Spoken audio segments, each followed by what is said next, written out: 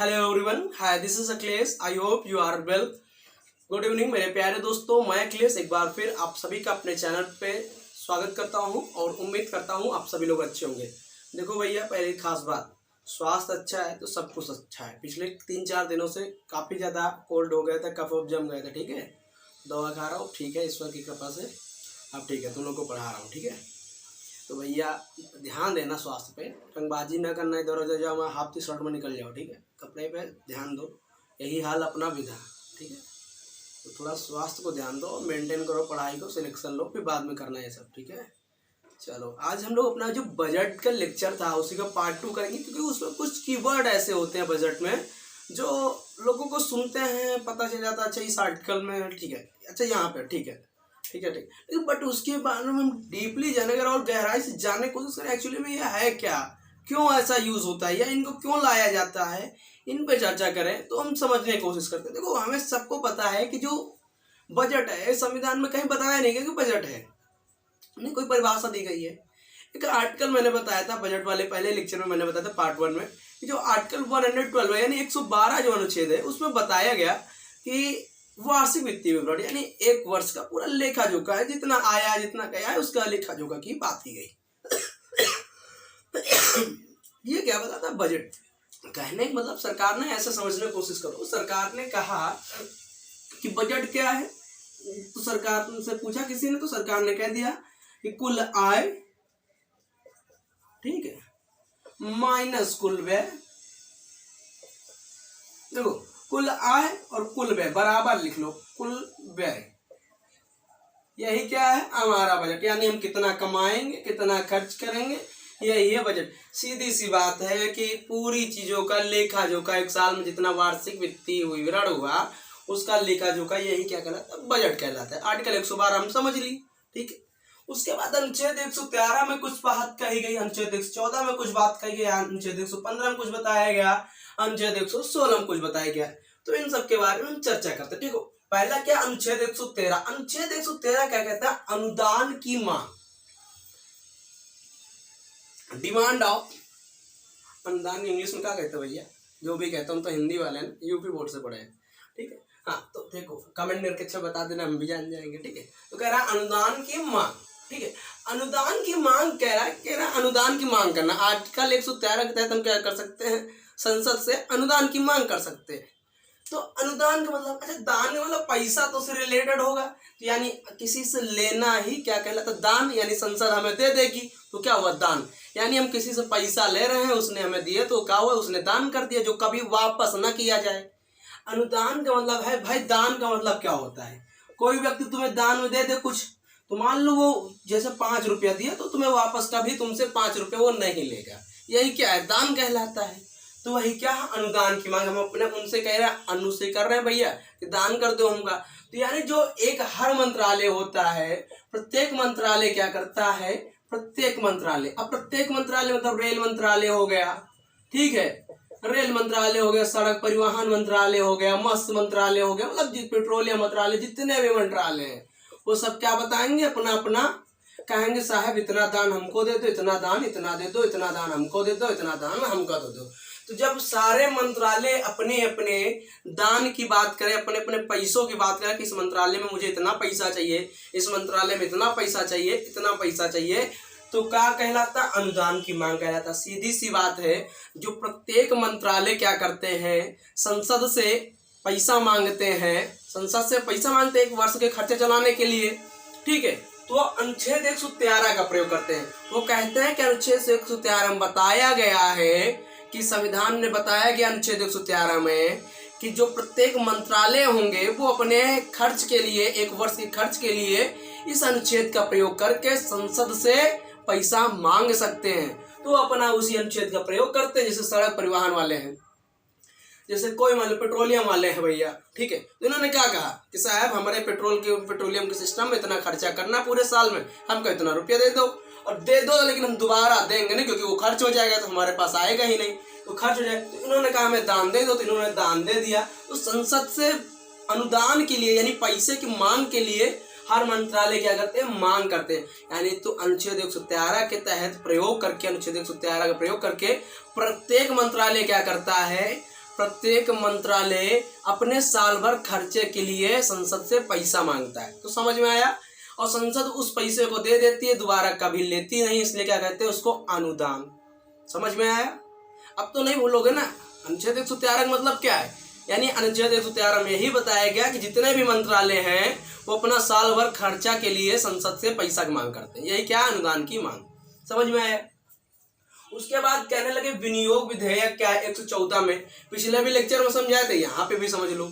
अनुच्छेद 114 कहता है विनियोग विधेयक, इसको इंग्लिश में कहते हैं अप्रोप्रिएट बिल। देखो इंग्लिश आ गई है, अब यहाँ पे इंग्लिश सीख गए, थोड़ा थोड़ा आती है, ठीक है। हाँ, तो अप्रोप्रिएट बिल कहते हैं अनुच्छेद 114, यानी विनियोग विधेयक को क्या कहते हैं, अप्रोप्रिएट बिल। अब इसका मतलब क्या अप्रोप्रिएट, तो इन्होंने कहा कि साहब पूरे साल में हमें इतना इतना यहाँ पे खर्च करना है। यहाँ पर इन्होंने कहा था कि हमें मांग है, इतना इतना हमें दे दो, हमें इतना इतना दे दो। तो अब इनसे कहा कि भैया तुम इतना रुपया लोगे, कहाँ कहाँ खर्च करोगे। तो विनियोग विधेयक में इन्होंने पूरा व्यय का विवरण दे दिया है, यानी विवरण दे दिया, यानी हम यहाँ इतना खर्च करेंगे, इतना यहाँ खर्च करेंगे, इतना यहाँ खर्च करेंगे। यानी विनियोग विधेयक में प्रत्येक मंत्रालय अपने व्यय का, यानी अपने खर्च का विवरण देता है। किसको देता है, संसद को देता है। तो तभी संसद पैसे उठा के निकाल देती है। जब तक विनियोग विधेयक पास नहीं होगा तब तक किसी को पैसा नहीं मिलेगा। मांग रखते हैं 113 के तहत। जब 113 के तहत मान लो पेट्रोलियम वाले कहें हमको 100 करोड़ रुपया चाहिए एक साल खर्चा के लिए, एग्जाम्पल के तौर पे ले रहे हैं, और चाहिए तो इनको बहुत ज्यादा, ठीक है। तो अपना 100 करोड़ रुपया मान लो लाख मांग लिए, तो ये कहेंगे ना, संसद वाले पूछेंगे भैया तुमको 100 करोड़ रुपया कहाँ चाहिए, कहाँ खर्च करोगे। तो इन्होंने कहा साहब, या विनियोग विधेयक में इन्होंने बताया हर मंत्रालय अपना अपना विवरण देता है। कहने साहब हम यहाँ पे इतना खर्च करेंगे, यहाँ पे इतना, इतने CNG लगाएंगे, इतना पेट्रोलियम में इतना लगाएंगे, इतना इतना तेल रिफाइनरी लगाएंगे, इतना यहाँ पे करेंगे, ये हमारा खर्चा है। 100 करोड़ अपना दिखा दिए। तो पेट्रोलियम मंत्रालय ने कहा ठीक, संसद ने कहा ठीक है साहब, अच्छा हम तुमको दे देंगे, तो दे देते हैं। यानी जब तक विनियोग विधेयक पास नहीं होगा, जब तक विनियोग विधेयक पास नहीं होगा तब तक संचित निधि से या संसद पैसा 1 रुपया का नहीं देगी, और जितना पैसा टोटल खर्चा होगा उतना ही देगी, उससे ज्यादा ना 1 रुपया ना 1 कम, ज्यादा ना कम। समझ में। तो यानी अनुदान में क्या होता है, पैसे की मांग करना। तो ऐसे लिख लो सीधे, हर मंत्रालय क्या करता है, पैसे की मांग करता है, मांग करना, ठीक है, हर मंत्रालय करता है, ठीक है, ये देखो करता। और दूसरी बात विनियोग विधेयक में बताया गया है कि जो मंत्रालय होता है कहाँ पे कितना खर्च करेगा उसका विवरण देता है कि साहब हम यहाँ पे इतना खर्च करेंगे, यहाँ पे इतना खर्च करेंगे, यहाँ पे इतना खर्च करेंगे, तो यानी इसका विवरण देता है। इतनी बात समझ पे। उसके बाद कहते हैं अनुपूरक अनुदान। अब ये अनुपूरक अनुदान है, मान लो सरकार से पेट्रोल, मान लो कोई सड़क वाला था, ऐसे समझो, अच्छा सड़क वाला था जिसने इसने क्या कहा था, अनुदान की मांग में कितना मांगा था, 100 करोड़ रुपया मांगा था कि साहब पूरे साल में हम इतनी इतनी सड़कें बनवाएंगे जिसमें लगभग 100 करोड़ रुपया क्या खर्च हो जाएगा। तो इसने आज जो जब मांगा, मान लो इसने 25, आज कितना डेट है, आज मान लो 11 नवंबर है, इसने मांगा कि अगले साल तक का, यानी कि अगले 11 नवंबर 2022 चल रहा है, 11 नवंबर 2023 तक का हमें इतना रुपया दे दो, 100 करोड़ रुपया हम इतनी रोड बनवानी। कहने लगे ठीक है चल लो साहब, अपना दे दिया। लेकिन बीच में क्या हुआ, पेट्रोल ये और इनके जो खर्चा था उसमें महंगाई आ गई, मतलब रोड में डामर वामर जो पड़ता है, कंकड़ वंकड़ और महंगे हो गए। तो जो 100 करोड़ रुपया लगा रहा है वो अधियारे पर ही खत्म हो गया, यानी 80% रोड बनी और 20% बची रही। तो उसमें क्या किया जाता है, उसको रोड छोड़ दी जाती, वो क्या करते हैं, उसमें क्या कहते हैं, अनुपूरक अनुदान मांग लेते हैं। कहते हैं साहब हमारा काम महंगाई की वजह से इतना रुक गया है, इसलिए हमें और काम के लिए दे दो, यानी अनुपूरक, पूरे काम को पूरा करने के लिए अतिरिक्त अनुदान मांगना ही क्या कहलाता है, अतिरिक्त अनुदान। समझे नहीं समझे, नहीं समझे, कोई बात नहीं, अब ऐसे समझो, सीधा सा एग्जाम्पल समझो। हमने कहा अनुपूरक अनुदान। अनुपूरक अनुदान क्या है, पहली वाली बात समझो, बहुत अच्छी बात, अगर नहीं समझे तो फिर से समझो। अनुपूरक अनुदान है, जैसे तुम्हारा यहाँ पे समझना, यहाँ पे समझने की कोशिश करो, ये सब साफ कर देखो। कोई मंत्रालय अनुपूरक अनुदान कब मांगता है, ठीक है। जैसा कि एग्जाम्पल लो, तुम अपने पापा से पर मंथ 10,000 रुपये लेते हो कि पापा हो 10,000 रुपये दे दो अकाउंट में, हम क्या कर लेंगे, पूरा महीना खर्चा निकाल लेंगे। तुम दिमाग लगाते हो 3,000 का रूम रेंट दे देंगे, 2,000 फीस दे देंगे, 3,000 खा लेंगे, मतलब खाना पीना हो जाए, और 2,000 पे गर्लफ्रेंड को घुमा देंगे, जीएफ को घुमा देंगे, गर्लफ्रेंड को घुमाएंगे 2,000। यही तो तुम्हारा दिमाग चलता है। हो गया 10,000 का मैनेजमेंट। अब हुआ क्या है, ये देखो 10,000 रुपया आ गया, महीना भरे तुम दिमाग लगा लिए न रहे, 3,000 रुपया रूम रेंट दे देना, 2,000 रुपया ये क्या करो भाई, फीस दे देना कोचिंग के, और ये 3,000 में क्या किया, अपना खा पी रहो। गलती सब यही महीना नवंबर में गर्लफ्रेंड का बर्थडे आ गया, क्या आ गया, गर्लफ्रेंड का बर्थडे आ गया। अब 2,000 तो इसका मंथली खर्चा रहा, लेकिन बर्थडे वाले में तो स्पेशल होना चाहिए ना कुछ। पूरी टेबल वेबल बुक करते हो साहब तुम तो, बड़े वाले आशिक हो, तो पूरी टेबल बुक करने तो पता चला कि 3,000 की खाली टेबल बुक होगी। और भाई बर्थडे वाले दिन जाओगे तो खाली हाथ चले नहीं जाओगे, अरे मरी मरी हालत में 2-4 हज़ार गिफ्ट ले जाओगे। तो क्या होगा, उधार मांगोगे किसी से, या तो फिर जुगाड़ करोगे, पापा हो अब तक हमारे काम में, अब तक कोचिंग में 2-4 ST ज्यादा महंगी पड़ गई हैं। इस भाई सच्चाई तो बता नहीं पाओगे, तुम्हारी बहुरिया खातिर ले रहे हैं, तो क्या करोगे कि पापा हो अब तक कोचिंग में ज्यादा ST पड़ गई हैं, तो थोड़ा ज्यादा पैसा खर्च होगा, 2,000 रुपया और दे दो। तो इसी को क्या कहते हैं, अनुपूरक अनुदान, यानी कि जितना एस्टीमेट बनाया था, बीच में महंगाई आई, उसकी वजह से पैसा गया कम पड़, तो फिर से मांगे। वही हाल है इनका, ये क्या किए, पूरा 100 करोड़ मांगे थे कि 1 साल में जितनी रोडें बना देंगे, बीच में आ गई महंगाई, बढ़ गई महंगाई, तो क्या हुआ, पैसा हो गया खत्म। तो ये उसको क्या कहते हैं, पूरा करने के लिए अतिरिक्त अनुदान मांगते, तो इसको अनुपूरक अनुदान कहो चाहे अतिरिक्त अनुदान कहो। अब समझ में आया, अब नहीं आया तो फिर से समझ लो भैया, गर्लफ्रेंड के खर्चा खातिर पैसा मांगा है। कहानी सुन लो फिर से, 3,000 रुपये रूम रेंट देना था, 2,000 रुपये फीस देना था, 3,000 रुपये खाना था, 2,000 गर्लफ्रेंड का था, लेकिन बीच में बर्थडे आ गया, और बर्थडे आ गया तो फिर तो हमको अतिरिक्त खर्चे मांगना ही मांगना, ये तो तुम्हारी बेसिक चीज है। क्योंकि बर्थडे आ गया तो टेबल बुक करोगे 3,000 की, उसके बाद 2-3 हज़ार गिफ्ट दोगे ना, ये तो है तुम्हारे पास। उसके बाद अब आ गया है लेखानुदान, यानी वोट फॉर अकाउंट। लेखानुदान क्या है, वोट फॉर अकाउंट। चलिए लेखानुदान को हम समझते हैं, थोड़ा इसको साफ करें पहले साहब ना, 1 मिनट को। देखो लेखानुदान यानी वोट ऑन अकाउंट क्या है भैया, वोट ऑन अकाउंट। इसको बस 2 चीजों में आसानी समझने को, उसको एकदम ध्यान से। हमने कहा लेखानुदान। अच्छा एक बात बताओ, हमने पिछले वाले लेक्चर में बताया था कि जो बजट होता है, बजट उसको सत्ता पक्ष के द्वारा 75 दिन के अंदर पास कराना अनिवार्य है कि नहीं है, पास कराना अनिवार्य। देखो ये सब चीजें अगर तुमने पूरा लेक्चर देखोगे तभी आएगा, वरना नहीं आएगा। मैं फिर से बता रहा हूँ, अगर तुम खाली कहानी सुन रहे हो तब भी तुम्हारा काम हो जाएगा। अगर तुम सोच रहे अरे कहाँ पढ़ा रहे हो, तो फिर ठीक है, कहाँ पढ़ा रहे हो, काहे हो रही यही हो तुम जिंदगी भर, ठीक है। लेकिन 75 दिन में क्या होता है कि सत्ता पक्ष को बजट पास कराना अनिवार्य हो जाता है, ठीक है। तो इसलिए अब बताओ, बजट 1 फरवरी को प्रस्तुत किया जाता है कि नहीं किया जाता है। प्रत्येक वर्ष निर्मला सीतारमण जी क्या करती हैं, 1 फरवरी को टैची लाती हैं, लाल कपड़े का रख देती हैं।